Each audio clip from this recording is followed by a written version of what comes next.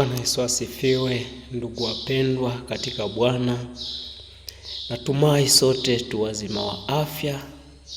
Hata ambao si wazima wa afya, basi Mungu akawaguse walioko hospitalini, na hata ambao waliopo majumbani, Mungu akawafungulie milango ya uponyaji, kwa maana yeye pekee ndiye mponyaji.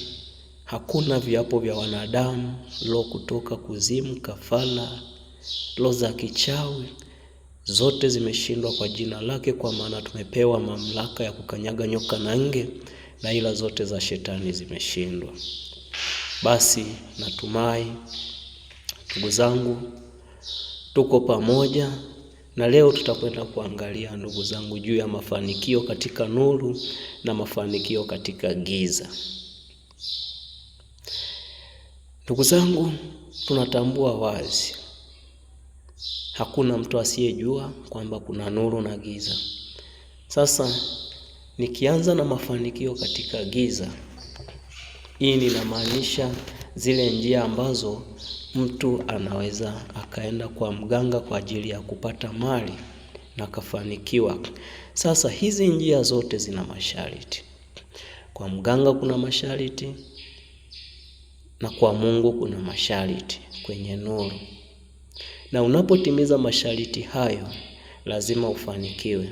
Ukianza na mafanikio katika giza, ndugu yangu, ukiamua kutafutia mafanikio katika giza, hakikisha unatimiza masharti yote na kile ambacho unaambiwa na mganga kufanya. Kama mganga amekwambia toa kafara, basi fanya hivyo. Kama amekwambia leta ng'ombe dume, kondoo, fanya hivyo na utafanikiwa kweli kweli. Hata kama amekwambia ua, basi ua, utafanikiwa kweli kweli. Lakini pale tu siku unapoacha kutoa kafara, ama unapoacha kutimiza masharti hayo, na hapo ndipo unapokwenda kuanguka. Kwa hiyo ya kupasa utimize. Na wengi wanapokwenda kule wakishaanguka wanarudi, Mungu nisaidie, Mungu. Na wakati uliamua kuchagua njia ya giza, ukiamua kuchagua giza, chagua giza. Tusichanganye kati ya nuru na giza. Na sasa tunapokuja upande wa Mungu, napo kuna masharti yake. Huwezi kufanikiwa kirahisi. Kila sehemu kuna ugumu wake. Basi tusome katika kitabu cha Kumbukumbu la Torati 14:22. Anasema, usiache kutoa zaka fungu la 10 katika maongeo yote ya mbegu zako yatokayo shamba mwaka baada ya mwaka, nawe utakula mbele za Bwana Mungu wako mahali atakayopachagua apakalishe jina lake, zaka ya nafaka zako na divai yako na mafuta yako, na wazaliwa wa kwanza wa makundi yako ya ng'ombe na ya kondoo, ili apate kujifunza kumcha Bwana Mungu wako daima. Tuangalie pia katika kitabu cha Malaki 3:10, neno la Bwana linasema, leteni zaka kamili ghalani, ili kuwemo chakula katika nyumba yangu, mkanijaribu kwa ajili hiyo, asema Bwana wa majeshi, mjue kama sitawafungulia madirisha ya mbinguni na kuwamwagieni baraka hata isiwepo nafasi ya kutosha au la. Kwa ndugu zangu, hapa tunaona upande wa nuru, ili ufunguliwe milango ya baraka, lazima utoe zaka, lazima utoe sadaka. Na tunaposema zaka, maana yake ni 1/10 ya kile unachokipata.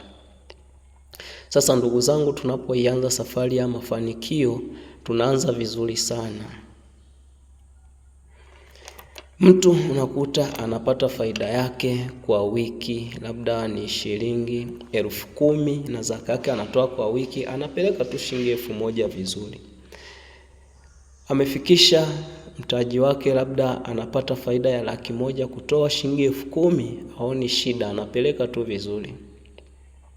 Shida inakuja pale mtu anapoanza kupata kikubwa, na pale ndipo ibilisi anaanza kumtawala kichwani. Mtu amepata faida ya shilingi milioni 10, anaona kutoa shilingi milioni 1 kumpelekea Mungu. Shetani anamwambia Hiyo pesa unampelekea mchungaji yote akale? Hapana. Ndugu yangu, nikwambie kitu kimoja. Hiyo pesa haumpelekei mchungaji. Hiyo pesa unampelekea Mungu ikafanye kazi ya Mungu. Na hapa ndipo tunaposhindwa. Hapa ndipo tunaposhindwa masharti. Mtu amepata bilioni, anakutoa milioni 100. Mtu amepata milioni 50 kutoa milioni 5. Kila sehemu ndugu yangu kuna masharti. Unapokwenda kwa mganga akikwambia ua kweli kweli na utafanikiwa. Kwa Mungu unapotoa zaka, ukatoa kweli kweli, utafanikiwa. Tazama anakuambia, nijaribuni kama nami sitawamwagieni baraka na kuwafungulia milango. Ili tuweze kuifungua hii milango, lazima tutakaswe katika nafsi zetu. Tunapotoa, tusitoe kwa yale mawazo kwamba ninakwenda kumpelekea mchungaji. Ile pesa inakwenda kufanya kazi ya Mungu ili ubarikiwe. Hatutoi kwa ajili ya kujifurahisha nafsi zetu kwamba ninatoa ili mradi tu kuone kwamba umetoa zaka. Hapana. Unapotoa zaka na sadaka, kwanza hata mkono wako wa kushoto hautakiwi ujue jirani yako. Lakini leo hii watu hata makanisani wanapokwenda kutoa, mtu anakwenda ameshikilia shilingi 10,000 waone kwamba anatoa sadaka. Hiyo haipendezi. Tusijisifu katika nafsi zetu. Kila sehemu ndugu yangu kuna masharti. Kwa mganga kuna masharti. Tusichanganye nuru na giza. Ukiamua kwenda kwa mganga, timiza masharti. Ukiamua kwenda kwa Mungu, timiza masharti. Sio leo uko kwa Mungu, kesho uko kwa mganga. Unamuomba Mungu, nipe, alafu pesa nyingi unapeleka kwa mganga. Alafu ukija kuanguka unarudi kwa Mungu. Mungu umeniacha. Mungu hajakuacha. Na watu wengi tunachanganya nuru na giza. Ndio maana wakati mwingine hata mafanikio yetu yanakuwa ni shida. Unapokwenda kwa mganga, unapokosea masharti kwa mganga, lazima utafeli. Unapokosea masharti kwa Mungu, lazima utafeli. Chagua moja. Kama unaamua kukaa kwa Mungu, na mimi nakushauri ukae kwa Mungu. Mafanikio yako yako kwa Mungu, yawe kwa Mungu. Huku ndiko uliko utajiri wa kweli. Tazama anasema, kaeni ndani yangu kama mzabibu usioweza kuzaa. Sasa wewe unaweka kichwa tu. Unaposhindwa kutoa zaka kamilifu, pale anapokuwezesha kufanikiwa ukapata mtaji mkubwa, ukapata faida kubwa, unaposhindwa kutimiza, maana yake wewe sasa uko gizani. Huku upo tu ili mradi umeweka mguu mmoja nje, mguu mmoja ndani. Kama miguu yote, kichwa chako, vyote viko ndani ya Mungu, Mungu amekaa ndani yako, hauwezi ukashindwa kutimiza masharti. Timiza masharti kuanzia leo, uone Mungu atakavyokufungulia milango ya baraka. Kama wewe uko gizani, unatafutia kwa mganga, basi timiza masharti. Hautafilisika hata siku moja. Kama uko kwa Mungu, amekujalia, umeanza kuingiza faida milioni 10, milioni 1, toa 1/10. 1/10 ni kile, 1/10 ni kiwango cha kile unachokipata. Kama ni milioni 1, toa 1/10. Kama ni milioni 50, toa 1/10, ambayo ni milioni 5. Utaona kila siku watu watazidi kushangaa na kuuliza, hivi mganga wako ni yupi? Mganga wako ni Mungu, kwa sababu umeamua kumtumikia katika roho na kweli. Ndugu zangu, kila mtu ana njia zake katika utafutaji. Timiza masharti.